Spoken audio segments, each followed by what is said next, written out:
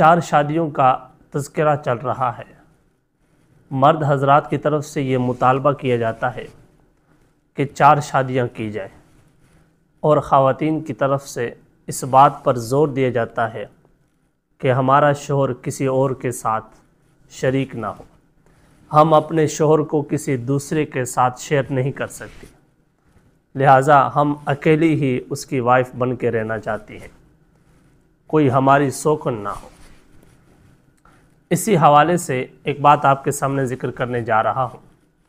امام ذہبی رحمہ اللہ نے 4 شادیوں کے حوالے سے بہت ہی خوبصورت بات ذکر کی ہے، آپ بھی سماعت کیجئے۔ لکھتے ہیں کہ حضرت مغیرہ بن شعبہ رضی اللہ تعالیٰ عنہ سے بیویوں کی تعداد کے حوالے سے پوچھا گیا تو فرمایا ایک بیوی والا شخص مریض ہے، بیوی بیمار ہو تو یہ بھی بیمار ہو جاتا ہے، اسے حیض آئے تو اسے بھی آ جاتا ہے، وہ روزہ رکھے تو اس کا بھی روزہ ہو جاتا ہے۔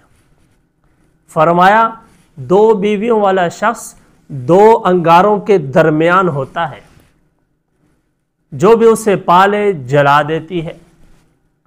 فرمایا 3 بیویوں والا شخص ہر روز ایک نئی بستی کا مہمان ہوتا ہے، یعنی ہر روز مہمان کی طرح اس کی خاطرداری کی جاتی ہے۔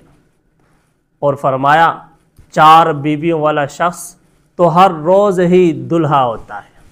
کیا ہوتا ہے؟ دلہا ہوتا ہے۔